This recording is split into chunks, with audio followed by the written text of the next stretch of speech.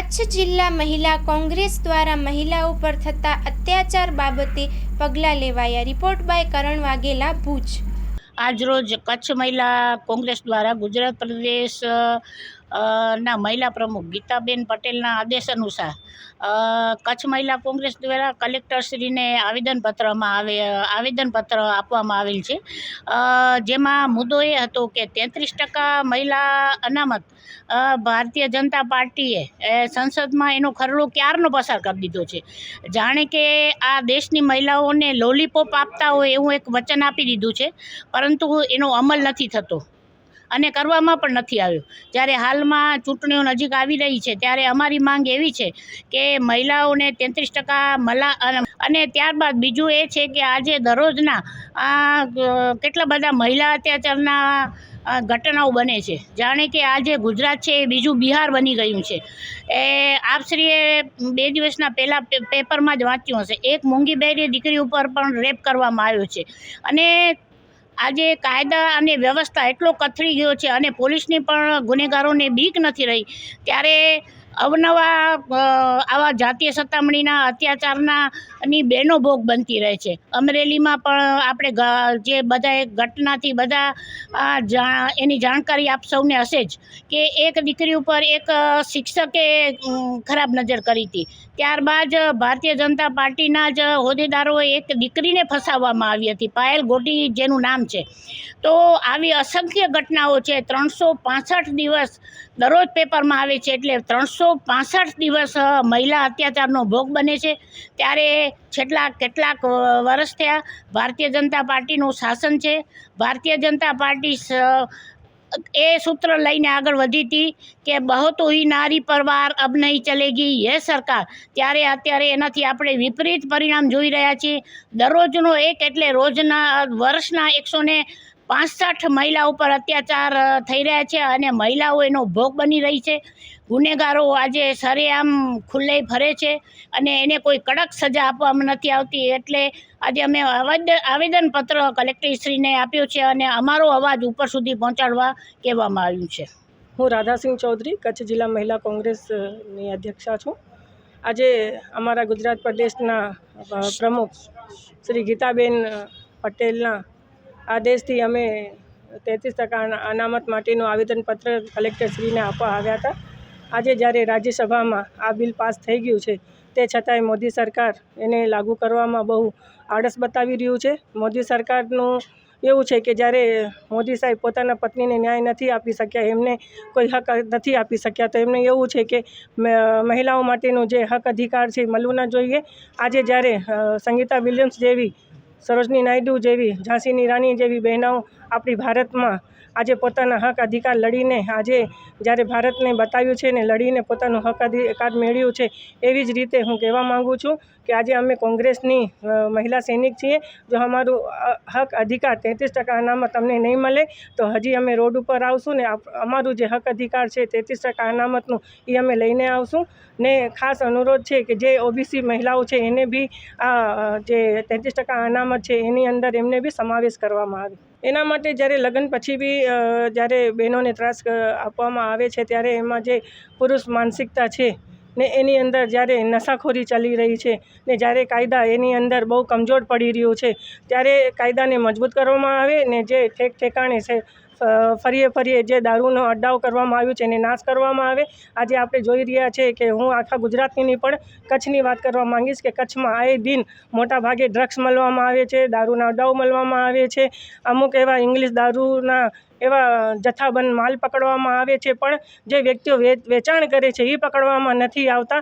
તો એના માટે જે આજે અસામાજિક તત્વો વધી રહ્યા છે એ અસામાજિક તત્વો ક્યાંય ને ક્યાંક પોતાના ઘર પરિવારથી જ જોડાયેલા છે ને એની જે માનસિકતા છે એના લીધે એ લોકો મહિલાઓને હેરાન પરેશાન કરે છે ને કાયદા એની આગળ કમજોર છે। કાયદા પોતાનું કામ નથી કરી રહ્યું છે, પણ અસામાજિક તત્વો પોતાના કાયદા ઉપર પોતાનું જોર જમાવીને બેઠા છે।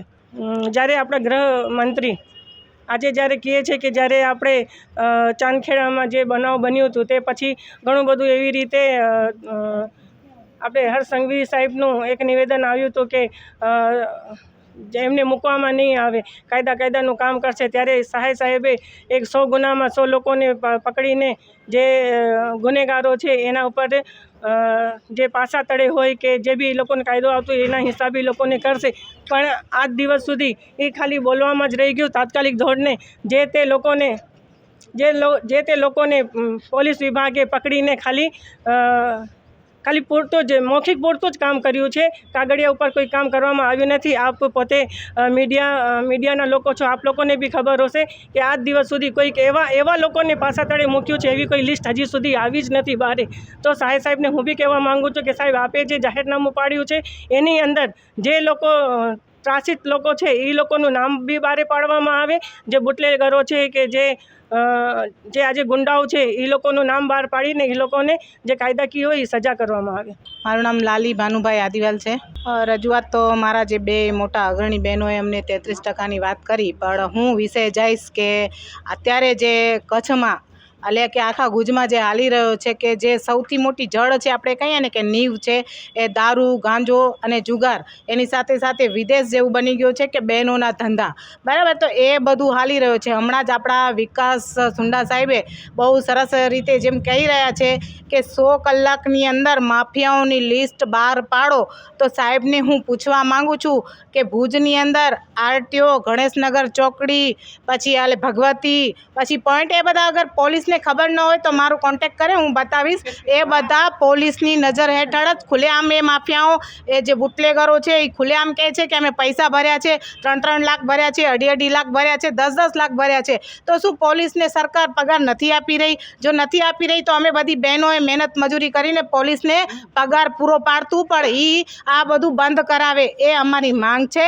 એની સાથે સાથે હું વિકાસ સુંડા સાહેબને એ કહેવા માંગીશ, કદાચ એ કામ કરી રહ્યા છે, એમની બદલી થવામાં કદાચ વાર નહીં લાગે, પણ એ જ્યાં સુધી છે ત્યાં સુધી એમના જે પોલીસ સ્ટેશન, એમની જે નીચે બધી પોલીસ છે, રોજ સાંજે સાહેબ પોતે એકવાર નીકળે ને તો ખબર પડે કે ટોળકી હપ્તા લેવા માટે કેમ ઊભા છે.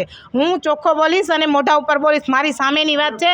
હું શું, મારી સાથે જેટલી બહેનો છે એ બધા એનો ભોગ બની રહી છે. મહિલાઓ સૌથી વધારે દુઃખી એટલે જ છે કારણ કે એ બધી મહિલાઓ, આજે એક મહિલા એવી નહીં હોય કે જે મહેનત કરીને નહીં ખાતી હોય, પણ તકલીફ ક્યાં છે તો એનો વર કે એનો ભાઈ કે એનો બાપ દારૂ પીને આવે છે અને આ બધા ક્રાઇમ થાય છે. અને જ્યારે પોલીસમાં જાણ કરવા આવે છે ને, મોટી વાત તો એ છે, તો પોલીસવાળાઓ છે ને તે એ બુટલેગરોને નહીં, માફિયાઓને એમ કે બેન અમને તમે હપ્તા આપો પણ ચાલશે, પણ એ બહેનોને પકડો, એ તમારી જે ફરિયાદ કરે છે એને જઈને મળો, એને રોકો. એટલે શું કહેવા માંગે છે? મારા ઉપર તો કેટલી વાર મારવાની ધમકીઓ આવી ગઈ છે, મને ચૂપ કરવાની વાતે થઈ ગઈ છે. મારા જૂના નિવેદનો છે એ બધા લઈને હું એનાથી મોટો આંદોલન બી કરવાની છું. અને સૌથી મોટું અત્યારે હું આપણે મીડિયા માધ્યમથી વિકાસ સુંડા સાહેબને એક વિનંતી કરવા માગું છું કે સાહેબ, આ જલ્દીથી બંધ નહીં થાય. 11 વાગે પછી જે લારીઓ, ગલ્લાઓ એ બધું બંધ કરાવ્યું, બહુ સરસ, બહુ સારી વાત છે. પણ આપણે અત્યારે જ આવ્યું કે નાગર ચકલા પાસે જે ઓલો ભાઈ ખુલ્લેઆમ પાવલો, અદેલો અને આખી બોટલ તમે કયો એ પ્રમાણે માલ મળે છે, તો એ કોના આશીર્વાદથી પડી રહ્યા છે? એ બધાનો જવાબ અમને જોઈએ છે સાહેબ. તો એ બધાનો જવાબ જલ્દથી જલ્દ ના મળે તો આ બધી બહેનાઓ, જેટલી બહેનો છે એ બધા અડ્ડાઓ ઉપર જાશું અને અમે અમારા હાથેથી એ માલ, એ દારૂ અથવા એ જે બી કાંઈ બહેનોનો ધંધો છે અમે એનું નાશ કરશું. અને એ દરમિયાન જે કાંઈ ઘટનાઓ ઘટશે એ બધાની પૂરેપૂરી જવાબદારી પોલીસની, કલેક્ટરની અને જેટલા મારા મોટા અધિકારો છે એની રહેશે. અમારી સાથે કાંઈ બી થશે એ બધાની, કારણ કે અમે વારે ઘડી આજથી નથી, 20 વર્ષથી આ લડાઈ ચાલતી આવી છે. મારી પાસે 20 વર્ષ જૂનું આવેદનપત્ર પડ્યું છે, લઠ્ઠા કાંડો થઈ ગયા છે. આપ સર્વે કરો ને સાહેબ, તો હું આપને એક મોટો બેનર બનાવીને આપું કે કેટલા મારા ભાઈઓ, મારા વડીલો જે આ દારૂમાં ખલ્લાસ થઈ ગયા છે. અને આ લડાઈ તો ખતમ થઈ નથી રહી, તો હવે અમને જ રણચંડી બનવું પડશે.